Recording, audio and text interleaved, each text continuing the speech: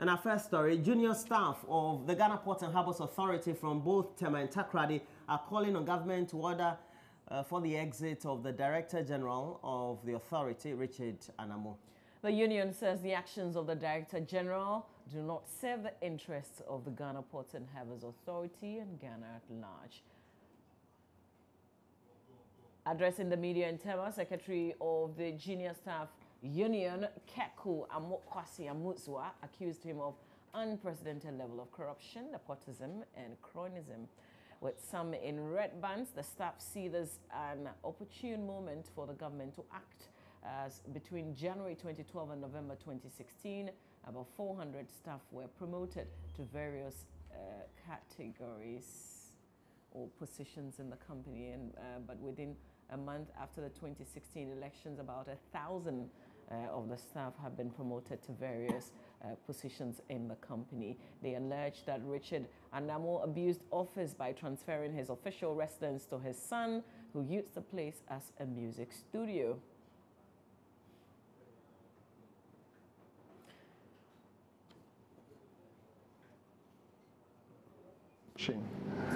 From January 2012 to November 2016, over a period of 4 years, 378 staff were promoted to various levels and categories. Strangely, within 1 month after the declaration of the election results from 10th December to 15th of January, over 1,000 staff have been promoted to various levels and categories. Most of these promotions were politically motivated. Alarming rate of employment for both Tema and Takoradi ports. 265 staff were added to the existing staff from January 2012 to 2016 November. However, the period just before and after the 2016 election witnessed massive employment of new staff, totaling about 800, including contract staff. Apart from the fact that this employment was not catered for in the 2016 budget, this has created a huge way bill that will undermine the future finances. Port expansion project. Most of the port concession agreements signed by Mr. Anamu do not adequately protect the interests of GPHA and the state. For example, the new MPS agreement covers a period of 35 years, and within that period, GPHA gets next to nothing from containers that will be passing through the port. Plans are equally far advanced to give out the Takoradi Port Container Terminal for 45 years under similar conditions. IT investment in the port. From the year 2000 to date, GPHA has invested. It has invested about $150 million in diverse IT projects. Out of the aforementioned amount, about $20 million has been wasted in the purchase of software to replace the existing ones by Mr. David Boyson, the IT manager, yet those softwares do not function as expected. More than 100 staff and managers have gone through IT training in India, Dubai, and Egypt, but we have very little to show for the huge amount of money. A group in the NDC calling itself the Coalition for Rejuvenation and Reorganization of the Party is rubbishing efforts by the executives of the NDC to establish factors accounting for the party's defeat at the polls last December. At a news conference on Thursday, the group attributed the neglect of the grassroots as well as arrogance displayed by some government appointees then as reasons for the party's defeats. Following its defeat in the 2016 elections, the NDC formed a 13-member committee to investigate the cause of the party's historic defeat. The committee, which was approved by the NDC's Council of Elders, is made up of National Executive Committee members. But a group of NDC members are already kicking against this plan. Made up of some people who describe themselves as NDC constituency executives and founding members, say the neglect of grassroots and arrogance displayed by some government appointees led to the defeat. Spokesperson for the Coalition of Rejuvenation and Reorganization of the NDC, Kuku Ampia, says the move is unnecessary. We basically lost because hundreds of thousands of our members and our supporters boycotted the polls in protest of years of neglect of party leadership, some arrogant government appointees, and the ineffective election campaign. Instead of policies, programs, and institutions to uplift its considerable and important constituency, our government offered only spin. We focused on unconvincing messages around infrastructure, distribution of gifts, which only fueled the public perception that government was corrupt. We paraded entertainers and fly-by-night campaign organizations who lacked political credibility. Outlined the party's restructuring as one of the key areas that must be focused on. Despite our disappointment with leadership, our crisis will not be resolved simply by playing the musical chairs or playing the ostrich. We must shelve our premature and unproductive debates on 2020, that is, who leads us in 2020, and focus first on the systematic and organizational failings that allowed leadership to perform abysmally in the December 7th polls. We endorsed the 21st December 2016 call by Mr. Osei Asiedu, a Tema founding member of the NDC, for the establishment of a National Reorganization Committee to refocus the party on the needs of working people and the marginalized, and to rebuild our structures so we can deliver this commitment whether the NDC is in power or not. We support the position that this committee should be largely non-NEC members. Away from politics, frantic search has begun for a 63-year-old man who mysteriously disappeared days after being sent to the Tema General Hospital for treatment. The family of Ruben Anyasu is blaming the hospital for negligence. Joy News' Joseph Akable spent some time with the family and has come through with the following report. It's 8:30 a.m. on Wednesday, and the compound of this household is silent. Close to the door leading to the main house, the family members are busily discussing their next line of action, their eyes teary. It has been a long search for one man, 63-year-old Ruben Anyasu. 53-year-old Grace Anyasu is a trader and wife of the missing man. She is seated close to one of her 7 children, 26-year-old Kingsley Anyasu. Close to the empty seat is Ruben, another son. It's a story that started on the 31st day of December, when 63-year-old Ruben Anyasu, a retired accountant, was led out of this household to the Tema General Hospital.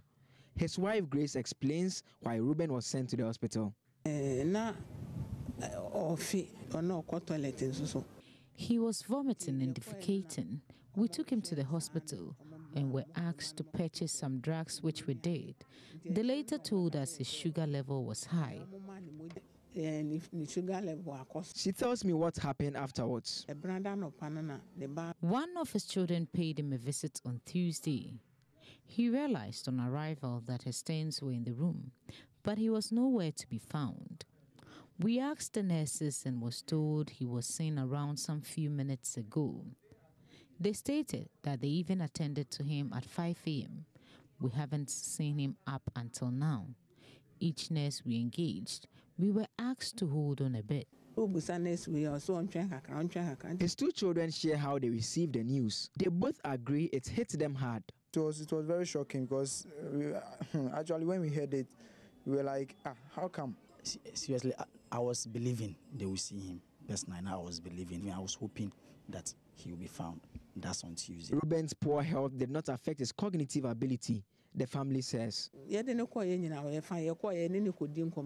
Each time we visited, he engaged with all in a normal way. I was informed by my child that the doctor had stated that he will be released on Tuesday.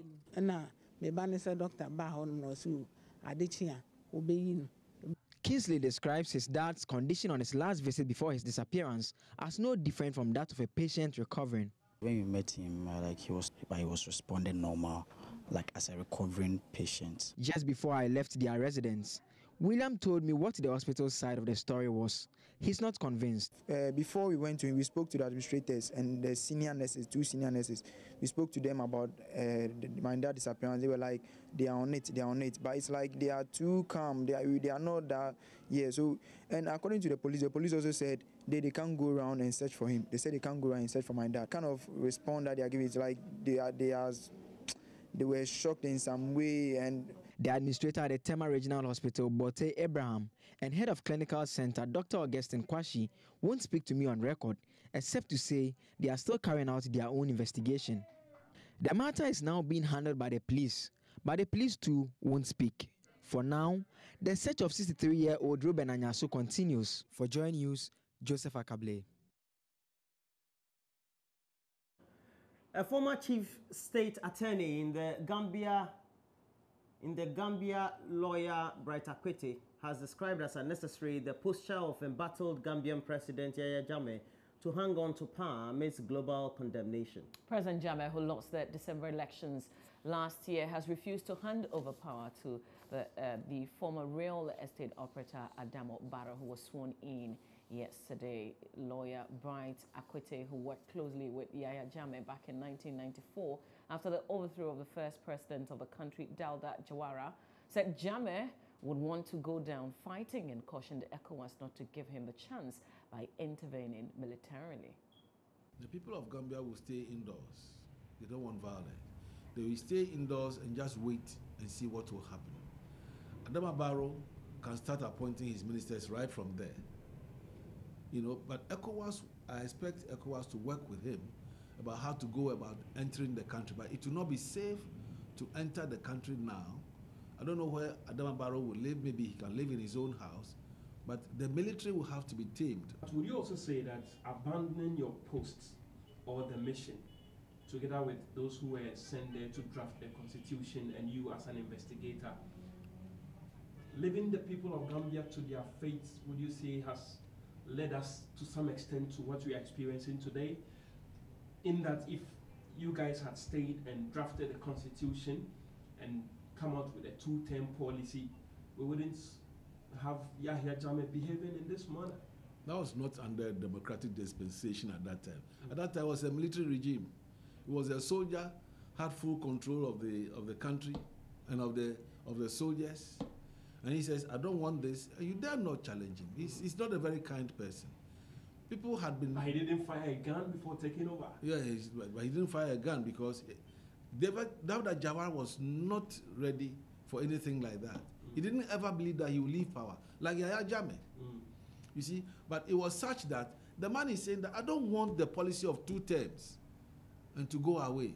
Don't put it in the constitution. This is my constitution. This was a dictator at that time. I'm very cautious about supporting the military option. But if it push comes to shove, they might have to apply the military option. But tactically, so that they don't go firing against the Gambian army. I don't think the Gambian army would want to exchange fire with anybody. Would you say Jammeh would go down easily, or he would want to go down swinging? He loses nothing if he dies. He loses nothing because he thinks that he's the most courageous man. He's done what nobody could do in the Gambia. But that is foolishness. You see, if he's calling for his death, he wants to go down fighting. I don't think he should be given that option. I would want a situation... That's what ECOWAS is putting on the table by sending military in that country. Maybe that is the first step. Maybe there could be other steps. And here's what's latest on the Gambian situation. We know that West African leaders have given Yahya Jammeh a final opportunity to relinquish power after Senegalese troops entered the Gambia. Mr. Jammeh has been given until noon this Friday to leave office or be forced out by UN-backed regional forces. We'll certainly update you when there are new developments with this Yahya Jammeh situation. For now, it looks as though there are 2 presidents of the Gambia, one within the country, one outside the country. One legitimate and one illegitimate. It depends on how you want to look at it. But from operations manager of a bank to a farmer, that's a story of Yendi-born Saibo Mohammed, who, despite the odds and gravity of the choice he was confronted with, stood his grounds and also opted to invest his future in agriculture. He tells Joy News' Mahmoud Mohammed Nuruddin, President Akufo-Addo's recent declaration to work towards food sufficiency and create jobs through the agric sector has further strengthened his resolve that his decision to start a poultry farm in his family home is a prudent move. The first best I started with 1,000 layers. It came to a point it was giving me twice my salary. So I said, is it money I'm looking for or just be suffering somewhere for somebody who doesn't even appreciate what I was doing? So it was then I said no, because I was getting more than enough from the farm. Saibu has mostly layers. He started with 250 guinea fowls and later switched to fowls. The number of birds have increased from 1,000 to over 3,000. So why has he decided to go into poultry business? Actually, I was working in a bank as the branch operations supervisor. Other places they call it branch manager. And actually I wasn't okay with how things were going. Therefore, I had to advise myself. It's just like you boarded a bus or a vehicle, you are going to a destination. You realize that bus cannot take you to your destination. What you have to do is to advise yourself and board or change another bus. Saibu's professional training has nothing to do with farming, but he says agriculture is a lucrative business everyone must embrace. Farming, I can say, is the best investment or job you can ever think of. For instance, with these few birds I have, a day if I don't get eggs, not less than 30 crates or 32 crates. So even if I'm going to sell even a crate, 10 Ghana cedi a day, I wouldn't be making less than 300 Ghana cedi a day. Saibu intends to expand his farm to include livestock rearing and crop cultivation on another piece of land he has acquired in a nearby community. But does he have regrets? As for me, the regret I have is I should have started this earlier instead of starting it 2014. But there is a saying that better late than never. So I have no regrets at all. At the time of Joy News' visit, the eggs were ready to be sold out. The business has its own challenges, but for Saibu, this is just the beginning. He hopes with time, things will change.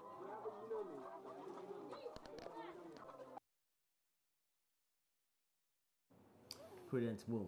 Yeah. You say congratulations to him for the step. I wonder what you could do if you were not, you know. I'll do cocoa farming. Yeah? It's something, cocoa. Okay. It's something I'm interested in. Okay. I'll probably do pineapple because I'm thinking that it's not a place that a lot of people look as an option. Yes, yeah. We're talking about cocoa farming. A very good morning to you. You're a farmer too, but you're a cocoa purchasing clerk and an educationist.